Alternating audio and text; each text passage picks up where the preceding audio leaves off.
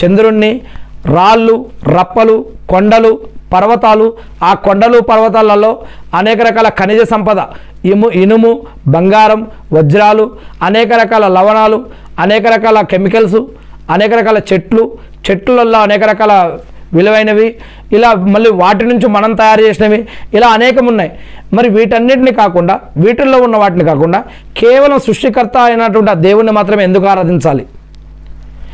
అందుకే ఇలా మనం అల్లా అని అంటే దేవుడని అసలు ఎవరిని అంటున్నాం, సృష్టికర్త అని అసలు ఎవరిని అంటున్నాం, ఆయన్ని ఎలా ఆరాధించాలి, ఎలా ఆరాధిస్తే ఆయన దగ్గర ఆరాధన స్వీకరించబడుతుంది? మరి అసలు ప్రవక్తలు ఎందుకు వచ్చారు? ప్రవక్తలని ఎందుకు ఎన్నుకున్నాడు అల్లా? మానవుల్లో నుంచే ఎందుకు ప్రవక్తలను ఎన్నుకున్నాడు? ఎందుకు దైవదూతలను పంపించలేదు? దైవదూతలను ఎందుకు ప్రవక్తలుగా పంపించలేదు? లేదా ఆ యొక్క ప్రవక్తలను ఎందుకు పైనుంచి పంపించలేదు?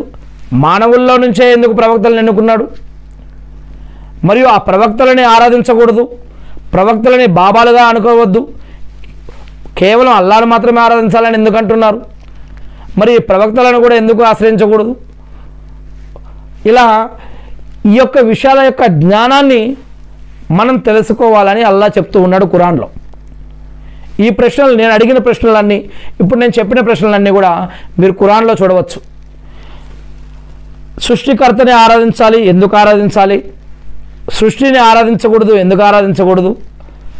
ప్రవక్తలని అనేక యుగాలలో, కాలాలలో, చరిత్రలలో ప్రవక్తలని ఎన్నుకుంటే కొంతమంది ఆ ప్రవక్తలని మీరు మానవులే కదా, మీరేంటి దేవుడు యొక్క ప్రవక్త అంటున్నారని చెప్పి కొంతమంది ఆ ప్రవక్తలను చంపడం జరిగింది. కొంతమంది ప్రవక్తలు రాజులుగా ఎన్నుకోబడ్డారు, కొంతమంది నాయకులుగా ఎన్నుకోబడ్డారు, కొంతమంది మామూలుగా పేదవారితో గడిపారు, కొంతమంది మీద గ్రంథాలు ఇవ్వబడ్డాయి, కొంతమందికి అద్భుతాలు చేసేటటువంటి ప్రార్థనా శక్తిని దేవుడిచ్చాడు.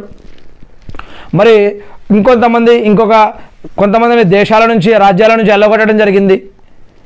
కానీ ఆ ప్రవక్తలంతా కూడా అన్నం తిన్నారు, నిద్రపోయారు, లేచారు, పడుకున్నారు, వాళ్ళకు కూడా కష్టాలు, నష్టాలు, బాధలు, ఇబ్బందులు వచ్చాయి. వారు కూడా మానవులే, వారు కూడా అల్లాహ్ యొక్క భక్తులే అని మరి ఖురాన్లో చెప్పడం జరిగింది. మరి అంత మాత్రాన ఈ ప్రవక్తలు ఒకళ్ళు గొప్ప కాదు, ఒకళ్ళు పెద్ద, ఒకళ్ళు చిన్న కాదు, ప్రవక్తలందరూ కూడా సమానమే, వారు కూడా మానవులే. వారి యొక్క డ్యూటీ ఏమిటంటే సృష్టికర్త అయినటువంటి దేవుడు వారిని ప్రవక్తగా ఎన్నుకొని ప్రజలకు ఏదైతే చెప్పమన్నాడో అది ప్రజలకు చెప్పడమే వారి యొక్క డ్యూటీ, వారి యొక్క బాధ్యత అని ఖురాన్లో చెప్పడం జరుగుతూ ఉంది. మరి ఈ యొక్క ప్రవక్తలను మనకి చెప్పారు. ఇప్పుడు ప్రవక్త మనకి సబ్కా మాలిక్ అల్లా, అల్లా మాలిక్, అల్లా బలా కరేగా అంటే అందరి దేవుడు ఒకే ఒక్కడు, ఆయనే అల్లా, అల్లానే మనకి మంచి చేస్తాడని ఒక ప్రవక్త మనకి చెప్పాడు. అంటే ఆ అల్లా